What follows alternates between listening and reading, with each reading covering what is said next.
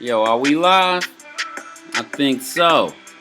Hello and welcome to Soapman, son of a preacher man. As always, I'm your host, Troy. And today's episode, we'll be picking up where we left off. And where we left off was at the end of a 3-part series on giants. And if you noticed, well, you will this episode if you haven't already, that the Bible seems to keen in or hone in or focus on this particular bloodline stemming from Adam. We went through the genealogies of Adam down to Enos and through Enoch down to Noah. And now we'll trace that same bloodline, that same genealogy down from Noah to Abraham, another big important figure just like Noah. So another similarity between the men in this bloodline of Adam is that they're all prophets, which means they have the ability to listen to God or to communicate with God in some way, shape, or fashion, be it by dreams or whatever it is. They all, or many of the men in this bloodline of Adam's, seem to possess this ability. So I want to start off with a little demonstration if I can. But in order to perform this feat, I'll need about 5 minutes of your time. Now, I know that's asking a lot of some of you, but I think it'll be worth your while. Check it out. Okay, so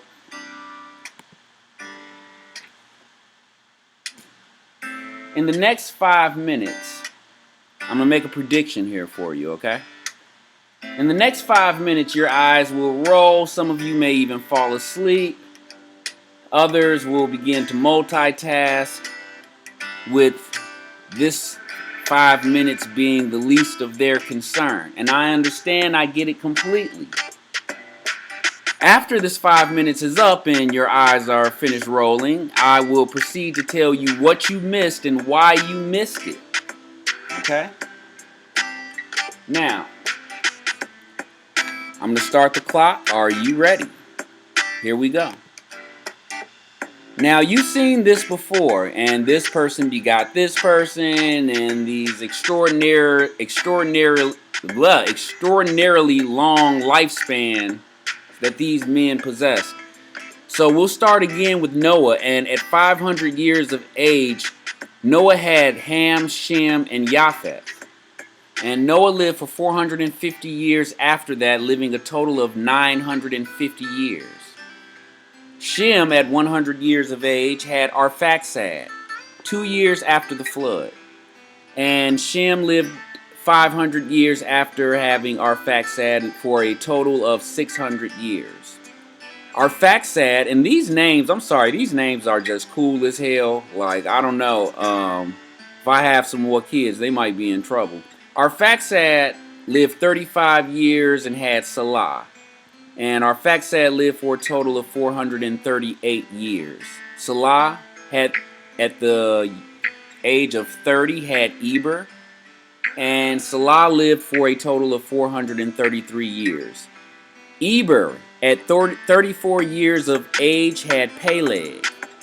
And Eber lived for a total of 464 years. Another important note to make about Eber is that his descendants would go on to be called Eberites. Eberites. Another way to say Eberites is Hebrews. Eber is the father of Hebrews. His descendants would go on to be called Hebrews. So, Eber had Peleg, and at 30 years of age, Peleg had Reu. And Peleg lived for a total of 239 years. Reu, at 32 years of age, had Serug. And Reu lived a total of 239 years. Serug lived 30 years and had Nahor. Serug lived a total of 230 years. Nahor lived 29 years and had Terah. Nahor lived a total of 148 years. And Terah lived 70 years and had Abram, Nahor, and Haran. And this is where we want to be. Abram, a.k.a. Abraham. All right? Now, let's go back for a minute. And let's see what you missed. Because it's important, and what you missed was big. Now, the obvious thing is the gradual decline of these men's lives. When you saw charts like this before, men were living 800 and 900 years old. Here you see, if you see my little arrow here in the top right hand corner, you can see the gradual decline in the lifespan of these men, where before it wasn't like that. Now, what could be the reason for that? Now, here's a clue. Shem lived 100 years old, and he had Arphaxad 2 years post-flood. And then you see this steep decline after the birth of Arphaxad. You see this steep decline in the lifespan of these men, of the men in this bloodline. Now, why do you think that is? Well, here's a clue. Maybe the flood directly influenced the lifespan of these men. Now, why is that important, Troy? I don't know.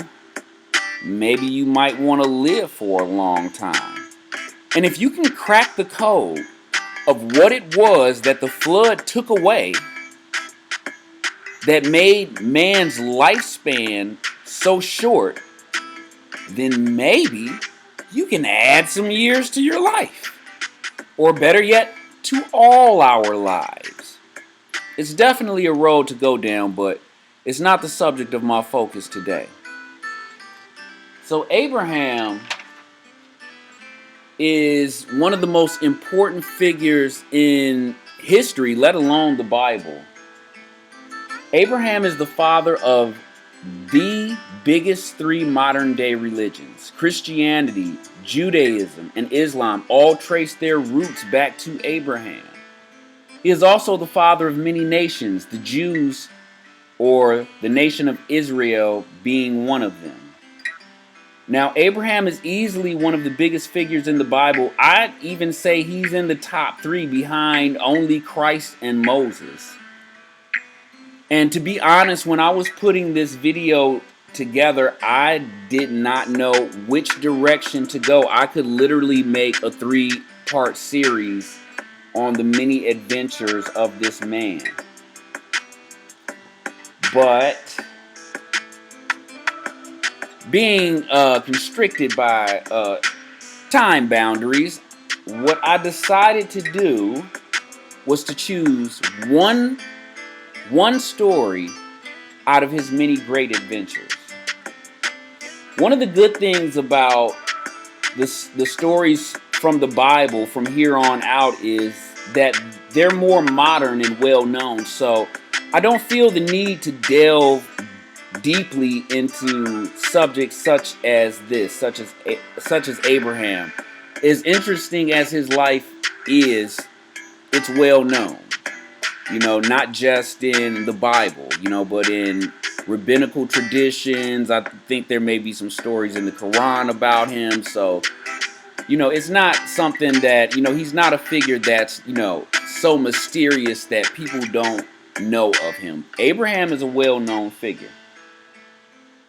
So, I did have trouble picking where I wanted to go with him, because he is a most interesting figure. He's a figure that I haven't even really quite figured out all the way. I guess it's good to start from the beginning and give you a little background on Abraham. So, as the Bible says, he was the son of a man named Terah. And Terah was a successful merchant living in the city of Ur. And The Bible doesn't delve into it, but many rabbinical traditions do, such as the Book of Yasher and also the Antiquities of the Jews by Josephus. They do go into the contentious relationship that Abraham had with his father. And being that my relationship with my father wasn't the greatest one either, I can completely identify with Abraham. And this is how his early life goes. So he was living in Ur with his father, and he didn't approve of a lot of the stuff that his father was doing, such as, his father was a merchant, but what he peddled was idols, statues and figurines of various gods, the various gods that people worship. He would sell them, make them, and, he promoted, that type of lifestyle. He promoted the belief in these various gods, these many different gods, and Abraham didn't approve of that. So one day, his father and him, they constantly, stayed into it, such as me and my father. And believe me, I have brought the story of Abraham and his relationship with his father. I have used it in arguments with my father frequently. It is one of my go-to bread and butter weapons to defend myself against him. He says stuff like, a child that doesn't obey his parents won't live out half of his days. That was his bread and butter thing, because, I was the rebellious son. Well, really my brother was, but maybe I was his lackey or something. I don't know what my father thought exactly, but, he would say stuff like that, like, the Bible says, obey thy mother and thy father. And I don't have any problem with that, but what I would have to remind him of is, you gotta be right for that to apply, okay? Like, you gotta be in the right for that to apply. He once said to me something like, Jesus never disobeyed his father. And I told him, I'm like, yeah, because his father was all the way God. Of course he didn't obey his father. Like, what you trying to say, dude? Like, you're God? Because I'm certainly not Jesus. I'm like, so let's play our role. So anyway, I would always bring this story up of Abraham and his father and their contentious relationship. I would bring that relationship up to my father as a way of telling him, like, look, this is an instance, this is an example of a son who didn't listen to his father, and you know what? He was right for not listening to him. What do you know? So anyway, because I'm going off on a tangent, I know. I'm sorry. Let me calm down and slow down. Okay, I'm sorry. So Abraham gets up early one day and prepares a sacrifice. And his father is on his way out to leave, I don't know, to the market. He's going somewhere. And, his father's suspicious. He's like, Abraham, what are you up to? So Abraham tells his father, he says, I'm going to sacrifice to one of the gods that you have, one of the statues that you have in your collection. Because Abraham's father kept all his idols, his statues, in a particular room, so they wouldn't get harmed or corrupted or damaged. They were for sale, mind you. So Abraham says to his father, which of these idols, which of these gods should I sacrifice to? Which is the most important God? Which is the most powerful God? And so his father points to a particularly big one, a fancy looking one, and he says, well, this one is the most important. This one is the most powerful.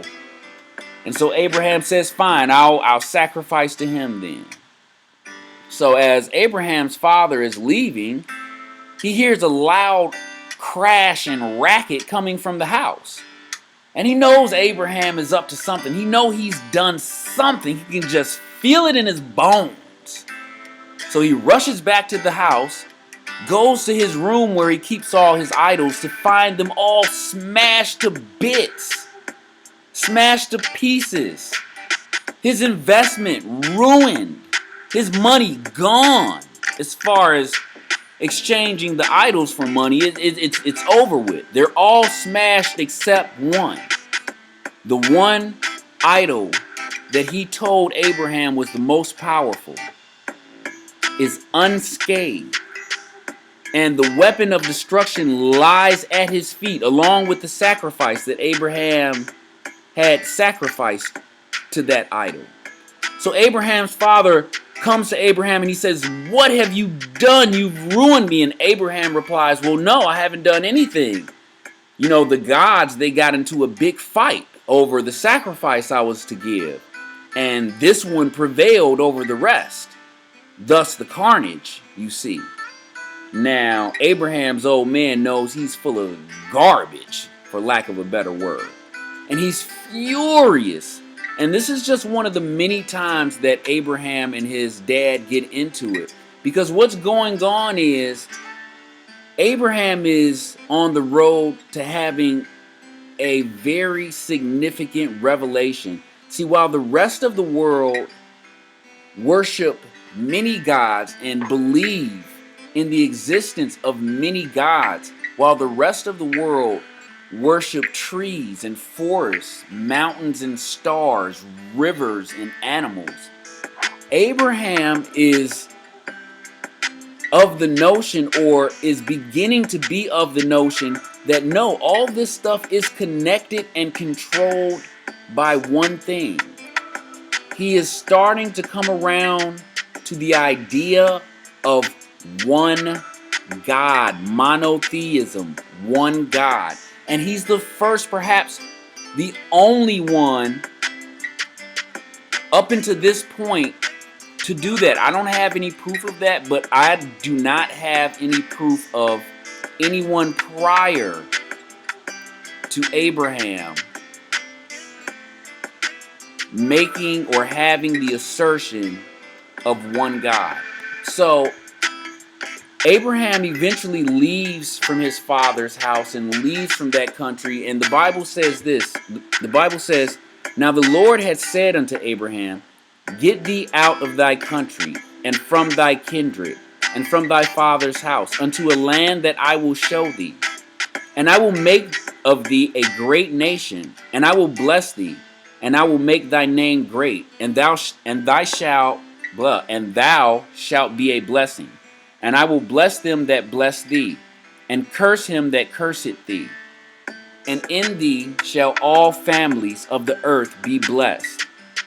Now, real talk, I hadn't planned on doing this, but I think it's important to highlight what he says to Abraham at the end of this verse. He says, "I will bless them that bless thee, and I will curse him that curseth thee." Listen, for people that's running around saying that the Jews that are in Israel right now aren't the real Jews, and that black people are the real Jews, and that they some phony, fake Khazar Jews and all this. I mean, take note of this verse. All I'm simply doing is warning you. If you are wrong, you are cursing these people with your words.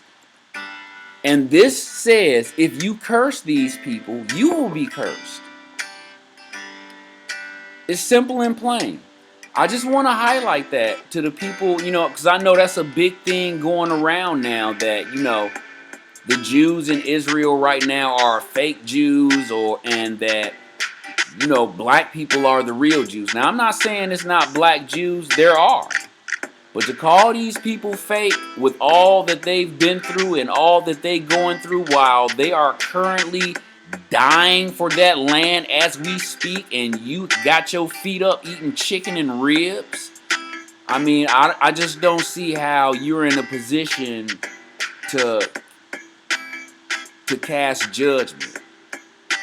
So anyways, God tells Abraham in a dream, because Abraham is a prophet, God tells Abraham to get out of your father's house and get away from that land. Now, there are many different accounts outside the Bible that say, there were other influences on as to why Abraham left. Abraham was outspoken about his belief in one God, and he would not back down to his father and those in much greater authority than his father, such as the king. So the tradition goes. Now, I wanted to show this map because I wanted to show the route that Abraham took. And if you look, where Abraham started was the city of Ur. And where, can you see my arrow here in the middle of the map here? Okay, it should be easy to see. I'm going to drag it down to where it says number 1. This is the starting point of the route that Abraham took. And you see he started in the city of Ur. This is a very famous and ancient city. We have scientists have excavated it. We know where it was. We got a lot of goods. They found treasures of gold and many skeletons there. So they also found many cuneiform writings. Now, if you look, Ur is in the land of Sumer. The Bible calls this land or this area Shinar. If you remember from my last video, this is the same area that Noah was from. Now, this red line shows the route that Abraham would have taken. But not only Abraham, anyone doing any kind of business or traveling would have taken this route. This route is known as the King's Highway, and it is the mega trading center of the ancient world. This was the biggest trading route, period. And whatever king or emperor owned this route owned the empire. They were synonymous. Being an emperor and rule of this area was synonymous with ruling this route. And if you see where it ends, the land that God is promising Abraham, let's take this outside of the Bible. This is the area that connects east to west. So just like this highway, the King's Highway, is the biggest, most important trading route in this area, the land of Canaan, just by its geographical location, is equally important. And this is the area that God is promising to Abraham. Let's look at another picture. You see, we start here in the land of Sumer, in the city of Ur. And we travel up where you take this big arc like a mountain and you come down into the land of Canaan. And this is, again, this is called the King's Highway. I cannot emphasize or stress the importance of this road. He who dominates this road dominates, period. I don't know how else to say it. So I don't want to go off on a tangent. Let's get back to Abraham. Abraham is leaving Ur. He's leaving his father's house. He's leaving that mess, that contentious lifestyle, that contentious relationship. And he's going to take his nephew Lot with him. Now, Lot and Abraham are extremely close. Lot is the son of Abraham's brother who died. And Lot's going to travel with Abraham, and they're going to have many adventures together. So,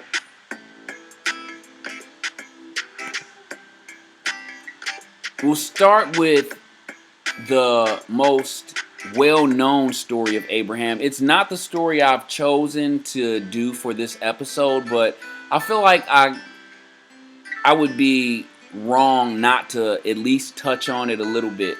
So even though you probably have heard it before, for those of you who have not, it's fairly simple.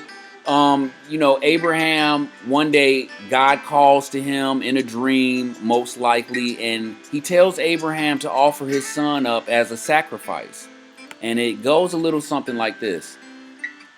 And it came to pass after these things that God did tempt Abraham and said unto him, Abraham. And he said, that's supposed to be a S here. It says dead. It's supposed to say said, sorry. And he said, behold, here I am. And he said, take now thy son, thine only son Isaac, whom thou lovest, and get thee into the land of Moriah, and offer him there for a burnt offering upon one of the mountains which I will tell thee of. So God tells Abraham, he speaks to him in a dream like he's spoken to him so many times before. But this time he's telling him to offer his son up as a sacrifice. And Abraham saddles his horse the next morning. He prepares, he makes provisions. He gathers his supplies and resources, and he and his son set out for the place that God will show them. He's going to do it. And look at this. I showed you in this picture. He even made the boy carry his own wood. Damn.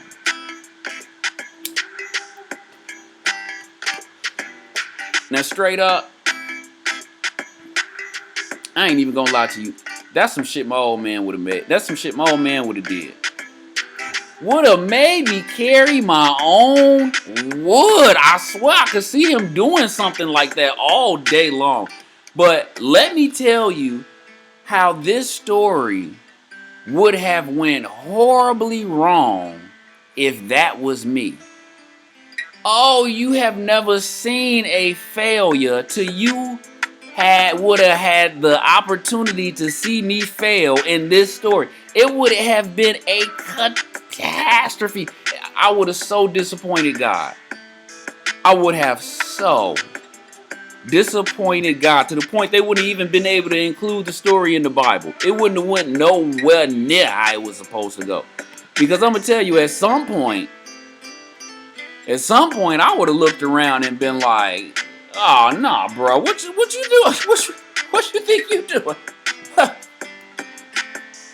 And if I was in this picture, if let's pretend like it even got this far. First of all, I'd have been complaining about carrying the wood. It would have been a problem there. But tying me up, looking across and I see smoke and knives? Man, please, at this point, I would have been screaming at the top of my lungs. I'd have been like, help! Help! This nigga trying to kill me! Straight up, it would have been a catastrophic. It would have been bad. So, Abraham was going to do it. Faithful as he is. And I'm going to tell you, I would have failed no matter whose shoes I was in. I would have failed if I was in Isaac's shoes. I would have failed if I was in Abraham's shoes. God knew what he was doing. So Abraham was about to do it. And right at the last minute, God calls out to him and stops him. And Abraham notices a goat who has his horns stuck in the branches of a bush. And he interprets that to mean, okay, God has sent the sacrifice instead of his son. And I don't know if you can see in this photo, in the clouds, it has Abraham's name. Because God supposedly called out to him, Abraham, Abraham. And it would have been over for Isaac if it wasn't for that billy goat. But don't you just love a happy ending? Abraham sacrifices the goat. Isaac's life is spared. So, there's another story that I wanted to talk about. It's about this king from the land of Elam. If you can see my pointer, it's going all the way over here to the right of the screen. This is the area of Elam. It would be modern day Iran. And this king, his name was Kedorlaomer. And I don't even know if I'm pronouncing his name right. But he and 3 other kings mounted an attack on the city of Sodom. and all the cities round about Sodom, called the cities of the plain. And this is the route they took. Notice, anything familiar? Yes, it is the King's Highway that we spoke of. And as you see, they come around this arc and they go down. And this is their end point right here, but they can't cut straight across to the city of Sodom. Actually, Sodom is down here. They have it wrong. But it doesn't matter if it's down here or up here. Kedorlaomer can't just cut across to where he wants to go, because this area along the Jordan River is very mountainous. So that's why you see he has to come all the way down and around. And as he comes through this area, which we talked about in the last video, is known as the land of giants, he absolutely annihilates all the tribes of giants, all the Horites, all the Zamzumims, the Elims, the Rephaims. Those are all names of tribes of giants. And Kedorlaomer lays waste to the land, absolute waste. He comes around and makes a loop and attacks the city of Sodom and defeats the king of Sodom and the kings of the roundabout cities of the plain. It's 4 kings against 5. Kedorlaomer and 3 other kings against the 5 kings of the city of the plain, the cities of the plain. But what happens in this battle is Lot is living in the city of Sodom at the time Kedorlaomer lays siege to it. Now, Lot's story is intricately intertwined in the story of Abraham. They are close, and they both have a great abundance of wealth, especially as far as livestock and cattle. They have so much livestock and cattle that Abraham and Lot's herdsmen, their servants, they get to physically fighting about land in which the livestock graze and land in which the cattle graze. Their abundance is too great, and they have a problem as far as grazing pastures. So Abraham and Lot come together and they come up with a simple solution. We'll just split up. And Abraham, this is a map of the area where they were. Abraham says, I'll stay on this side of the Jordan River and you go over on the other side of the Jordan River, and that should leave plenty of room for our livestock to graze. And that is how Lot ends up in the city of Sodom in the first place. So it's leading me up to the story of Sodom and Gomorrah, and it's a story about how God destroys the city of Sodom and of Gomorrah and of all the cities of the plain. This area is known as, these cities are known as the cities of the plain. This big encircled area is even to this day called the Jordan River Valley. It's also called by some the Jordan Basin because it's actually shaped like a bowl. Now, I put up this other picture. I know it's difficult to understand what you're looking at, but what I wanted to show was that Kedorlaomer would have had, this is the mountainous area that surrounds the back of Sodom and Gomorrah. So it's not easily accessible. There are some mountain passes, but you can't just cross a big, bulky army through this rough mountainous terrain. That's why Kedorlaomer had to go around, and he would have come up and taken one of these main roads till he got to this main road in order to reach Sodom. I just put this slide up to show you the mountainous area, the natural protection, the natural defense that Sodom had around it, making it difficult for those who would wish to attack it. Sorry about that. So, Abraham and Lot have split up. Lot is in Sodom, and Abraham is on the other side of the Jordan River. And this is where we'll pick up Abraham has a vision as he's sitting in the tent, as he's sitting in the doorway of his tent. I believe it says, let's just go to exactly what it says, okay? And it says, and the Lord appeared unto him, meaning Abraham, in the plains of Mamre. And he sat in the tent door in the heat of the day. Okay, guess I was right. He was in the tent door. And he lifted up his eyes and looked, and lo, 3 men stood by him. Now pay attention to every word from here on out, because I want to make a point. Now here we have Abraham. He's sitting in his tent. It's most likely hot. He's in the door of his tent.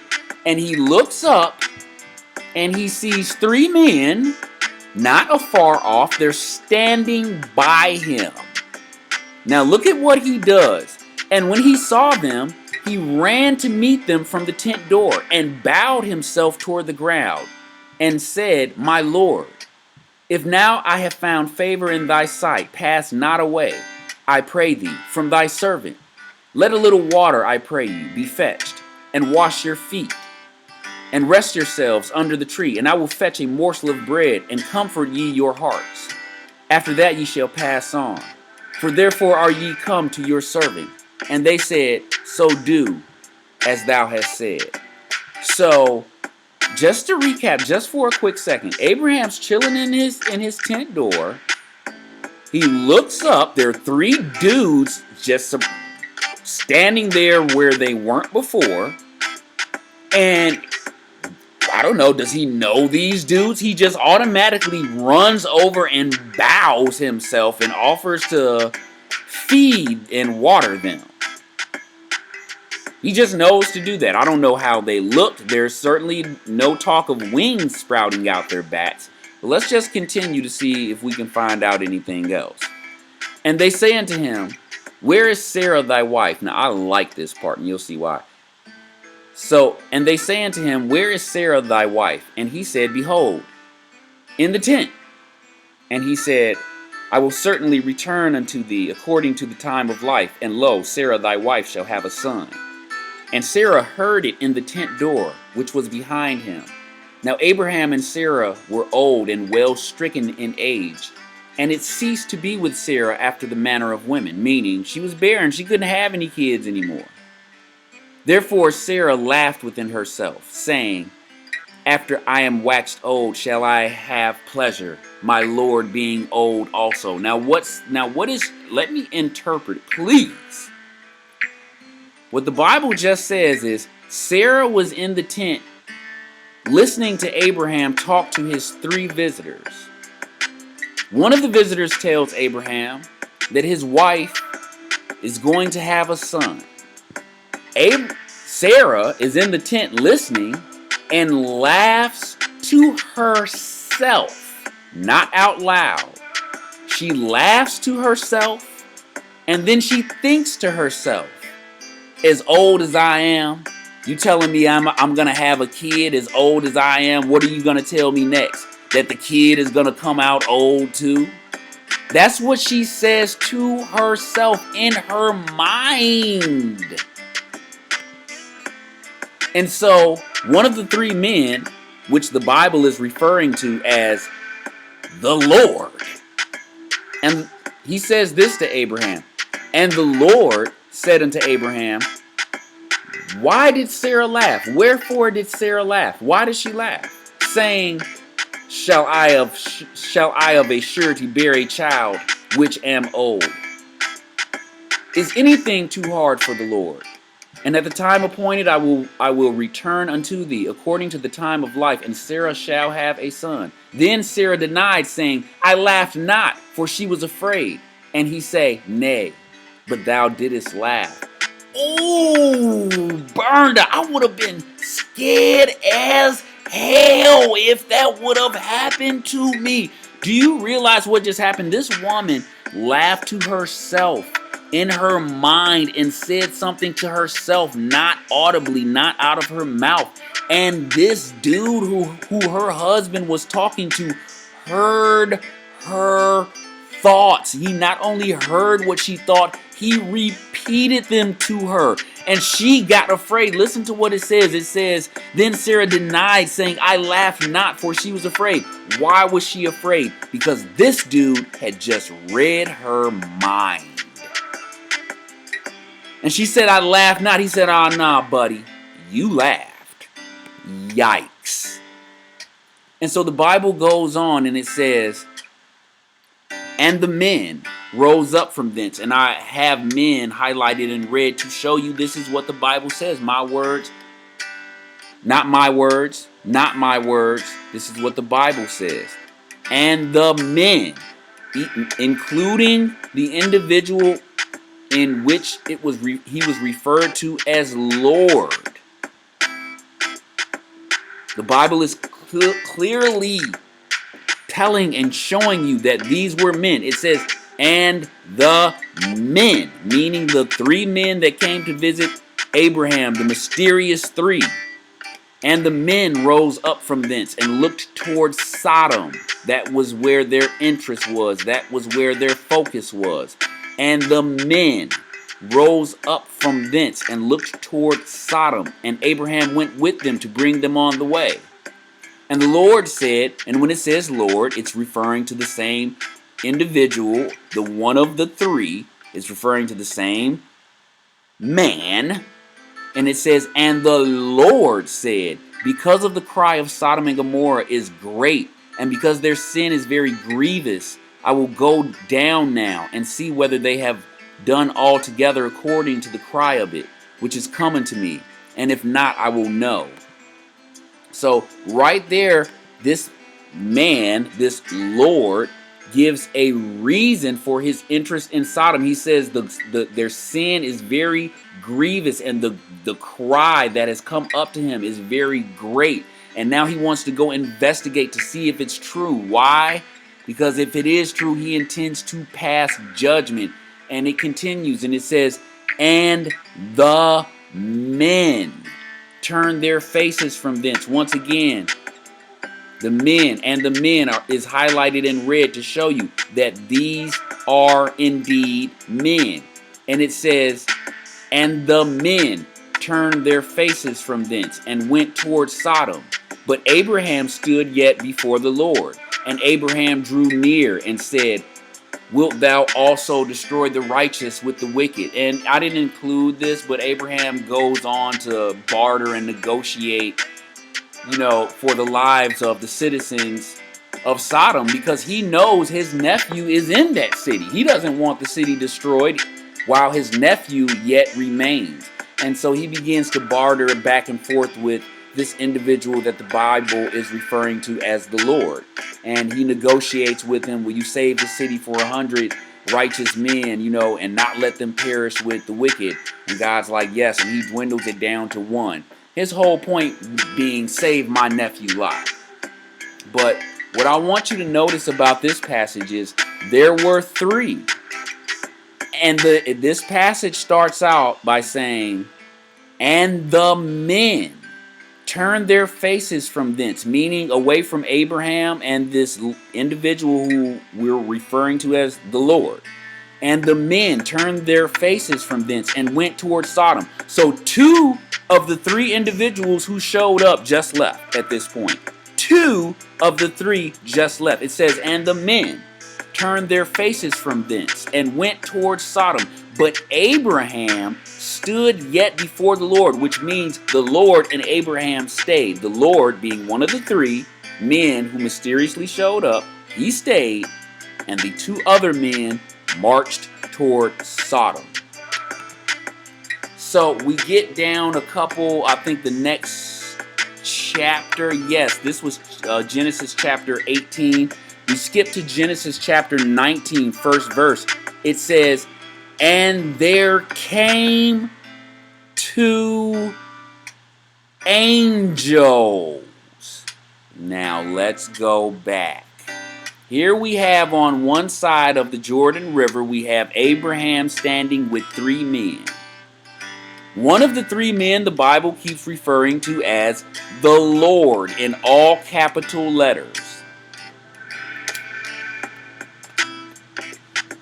This passage, Genesis chapter 18, verse 23 through 24 says, "And the men," meaning two of the three, "turned their faces from thence," meaning from the place where they were, which is with Abraham. "And the men turned their faces from thence and went towards Sodom. But Abraham stood yet before the Lord.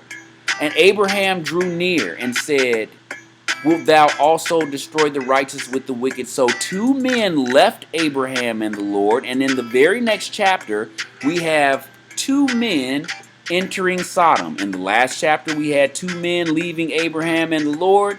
And now the Bible is referring to these two men as two angels. And the Bible says, "And there came two angels to Sodom at even," close to night, at even. "And Lot sat in the gate of Sodom, and Lot seeing them rose up to meet them, and he bowed himself with his face toward the ground, and he said, Behold now, my lords, turn in, I pray you, into your servant's house, and tarry all night, and wash your feet, and ye shall rise up early, and go on your ways." Notice, Lot is behaving exactly like his uncle Abraham did when he met these fellows. It must be something about the way these men look, or the way they dress, the manner in which they carry themselves, that it's giving them away as being someone or something special. Lot behaves the exact same way that Abraham behaves when he sees them. And he shows them kindness. And this is the big deal with the cities of Sodom and Gomorrah and the rest of the cities around the plain. They were robbing that trading route. They were robbing and killing traders and merchants along that trade route. And they were also not paying people like Chedorlaomer, who they owed wages to. You know, they were grimy. They were shady. They were wickedly ran by wicked kings who permitted them to raid and plunder along that trading route. And on top of that, to add insult to injury, they were a vassal state to the land of Elam, to the king Chedorlaomer, which means they paid Chedorlaomer wages not to invade and take what he wanted. So they had stopped paying Chedorlaomer, and they were constantly waging raids along this King's Highway trade route. And we'll see what else they were doing that provoked God to destroy the entire city of Sodom and the entire cities of Gomorrah and the rest of the cities of the plain, in fact. So it says, Lot invites these men into his home to be neighborly, to be polite. And the Bible says, but before they lay down, the men of the city, even the men of Sodom, compassed the house round, both old and young, all the people from every quarter. And they called unto Lot and said unto him, Where are the men which came in to thee this night? Bring them out unto us, that we may know them.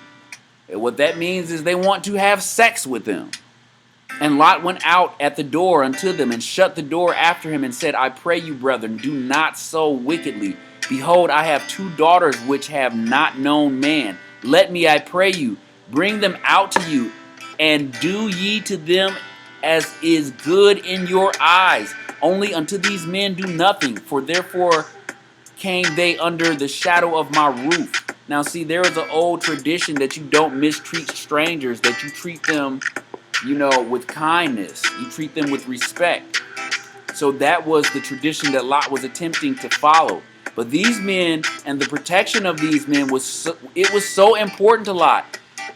He offered his daughters. He offered his 2 daughters as a replacement, as a substitute. He offered his 2 young daughters to these men, and he told them, do unto them what is good in your eyes. Have your way with them. Only do not harm these two men, Lot was willing to sacrifice his two daughters, but no, these men aren't having it. These men want man butt. They said, and the Bible says, they said, stand back. And they said again, this one fellow came in to sojourn, which means someone out of the crowd came up.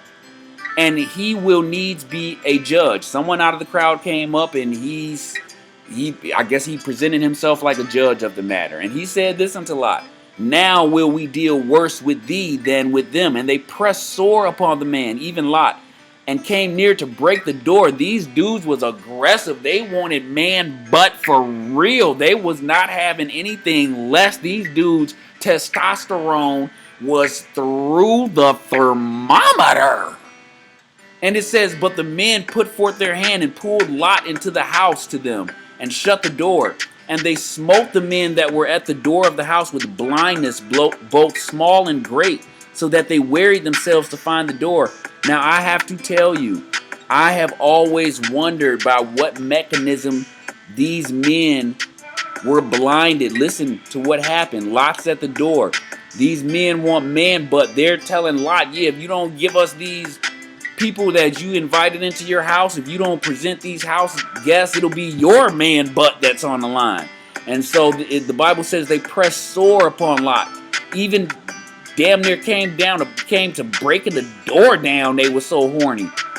It says, but the men, meaning the two angels, but the men put forth their hand and pulled Lot into the house and shut the door. Then something weird happens. It says, and they smote the men that were at the door of the house with blindness. How? How do you just blind a bunch of people outside your house?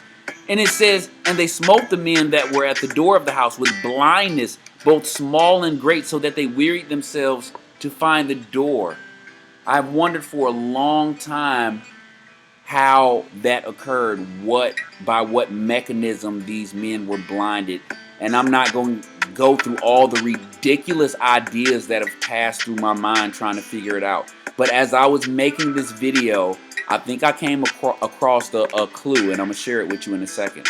So moving on, it says, and the men said unto Lot, Hast thou here any besides, son-in-law, and thy sons, and thy daughters? And whatsoever thou hast in the city, bring them out of this place, for we will destroy this place, because the cry of them is waxing great before the face of the Lord, and the Lord hath sent us to destroy it.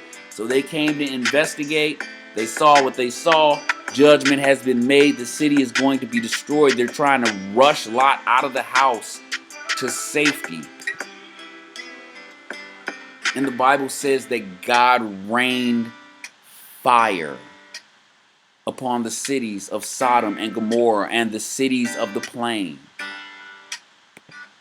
And if you'll notice, let me go back to this picture for a minute. If you'll notice in the imagery, you have, if you see my little pointer here, middle of the screen, okay, drag it down towards the right, you'll see Lot here ushering his two young daughters away from the city that's being engulfed in flames.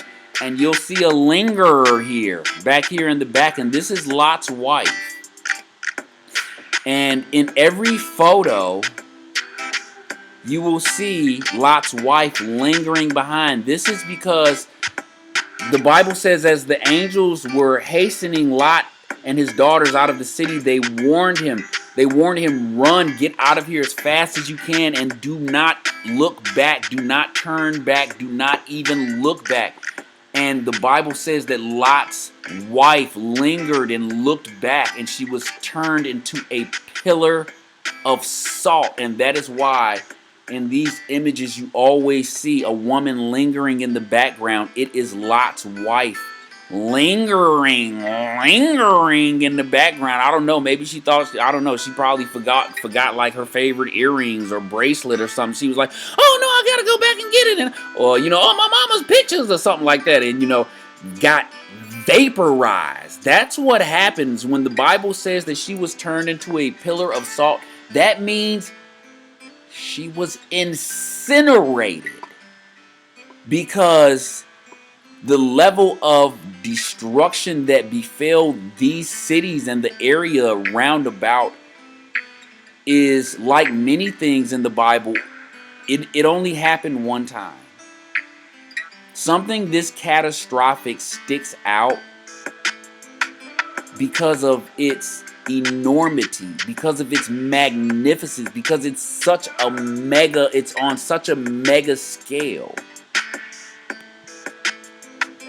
Once again, you see the two angels as winged men, go figure, ushering out Lot and his two daughters, ushering them out of the city, which is engulfed in flames. And what do you have here? Lot's lingering wife. Yes, the lingerer. Okay, so I've used up my hour. So I'm going to just finish. I'm just going to finish with the story of Abraham, if you will let me. This is a picture of a pillar of debris, salt, and other materials in the area of the story of Sodom and Gomorrah. And a lot of people believe this may be Lot's wife. I don't know, to tell you the truth. It looks creepy and mysterious. And if a person was incinerated and turned into a pillar of salt, I would imagine that is what it would look like. It's really creepy. I'm not going to pretend to know if, how credible that may be, that that's Lot's wife. To be honest with you, I just have not done the research. Maybe I will one day. Who knows? Anyways, the funny thing about this story is scientists and archaeologists believe they have discovered the ancient cities, the ancient ruins of Sodom, Gomorrah, and the rest of the cities of the plain. Everything matches up. The location matches up. The damage. There was a severe firestorm that torched this place down, and it was never inhabited again afterwards. It was uninhabitable. They have carbon dated the city, and it dates back to the right time. It dates back to the biblical Sodom and Gomorrah. So it's the right time, right place. The damage done to it also matches the biblical catastrophe that befell those cities. Archaeologists and scientists tested the burn marks on the bricks and the debris from the ruins of this city. And what they found was that this was not a fire created by man. It was too hot of a fire. Whatever burned this city down, burned it down at temperatures too hot for man to make. This city was wiped out hard, fast, and it was incinerated by degrees twice that of what man can produce. Upwards of 1,800 degrees, upwards of 2,000 degrees in some cases, upwards of 3,000 degrees in some cases. The reason I'm saying in some cases is because what you'll see, what the scientists and archaeologists will show is different heat waves hit this area. Let's see exactly what they say. This side of the Jordan River, there is an area, an excavation site called Tal El Hammam. And you can Google this, you can look it up, you can research it. I encourage you to. This city is the city of Sodom. I have researched the cities and the locations of Sodom and Gomorrah for over 2 decades. When archaeologists and scientists were claiming they were finding Sodom and Gomorrah and then proven wrong that they didn't find it, it was a roller coaster. It was a roller coaster for someone like me who was following along, watching the evidence. It was emotional turmoil for someone to try to have faith, to try to believe that this could have really taken place.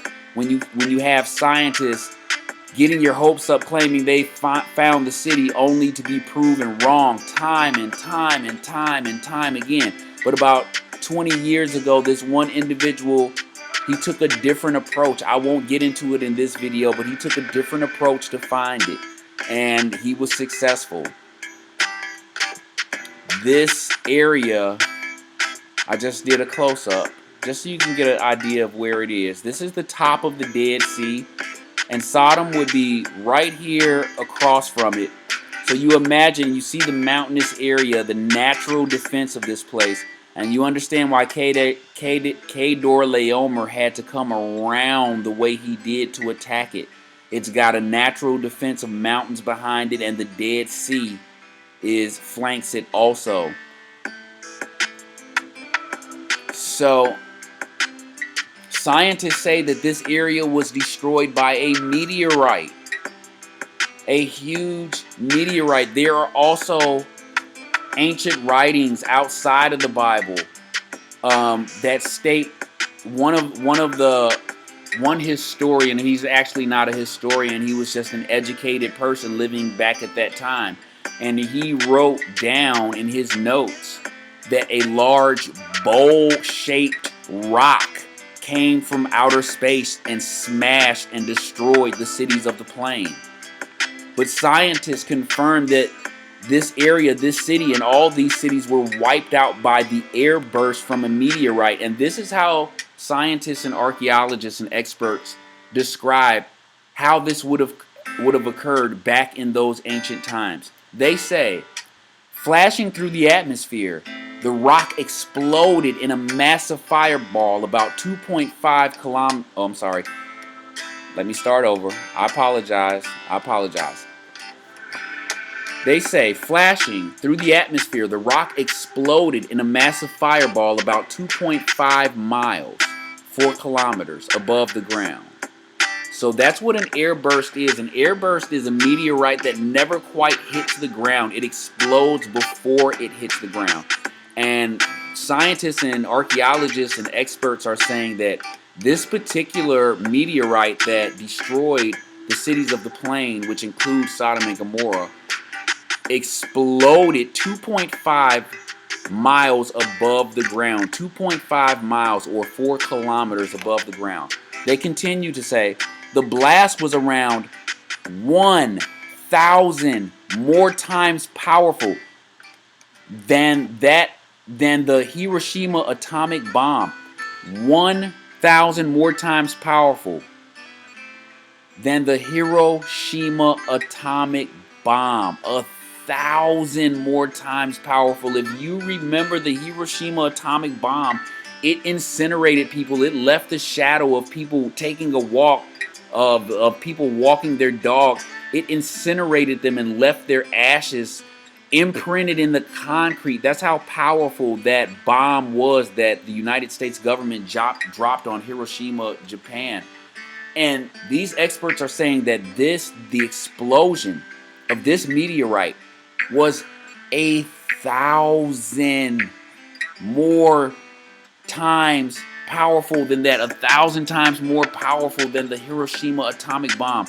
And it goes on to say the shocked city dwellers who stared at it were blinded instantly. Now where did we hear that from? I told you I would give you a clue to how these angels blinded these men. And although you may not agree, can you come up with a better explanation? The Bible says that these angels blinded these men that were at the door. And now the experts and archaeologists and scientists are corroborating that statement in the Bible. They say the shocked city dwellers who stared at it were blinded instantly. If you remember the story in the Bible, the two angels came to Sodom, the city of Sodom, at even. So it would have been dark when this explosion happened.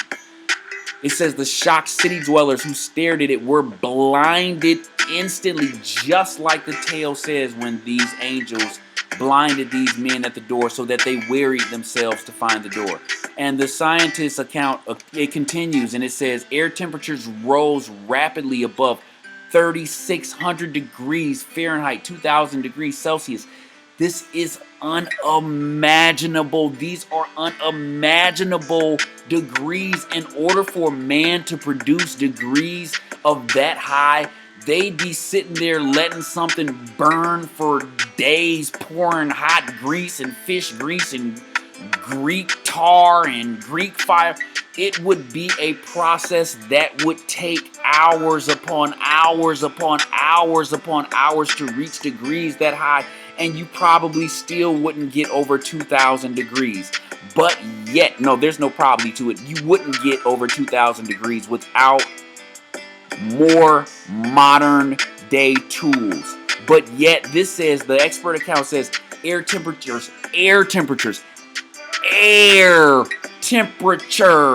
rapidly rose above 3,600 degrees. This is unreal. This is a heat that only space can produce, that only something from space can produce. Nothing on Earth produces 3,600 degrees Fahrenheit rapidly. It says clothing and wood immediately burst into flames. Swords, spears, mud bricks, and pottery began to melt. Almost immediately, the entire city was on fire. This is just an indication to the carnage that fell upon this city. There was no escape. The scientific account continues. Some seconds later, this is after this, what it says, air temperatures rose to 3,600 degrees and stuff just burst into flames. After that happened, some seconds later, a massive shock wave smashed into the city, moving at about 740 miles per hour. That's 1,200, whatever. It was more powerful than the worst tornado ever recorded. I believe the worst tornado ever recorded was about 420, 430 miles, and it was a category 4, of course, or a category 5. This was almost twice that, 740 miles per hour. It was more powerful than the worst tornado ever recorded, easily. The deadly winds ripped through the city, demolishing every building. They sheared off the top 40 feet. That's 12 meters. They sheared off the top 40 feet of a 4-story palace and blew the jumbled debris into the next valley. None of the 8,000 people or any animals in the city survived. Their bodies were torn apart and their bones blasted into small fragments. Now, I've run out of time, and I want to be true to my word. And so, we shall end it there. And I will see you next time on Son of a Preacher Man. Thanks, y'all.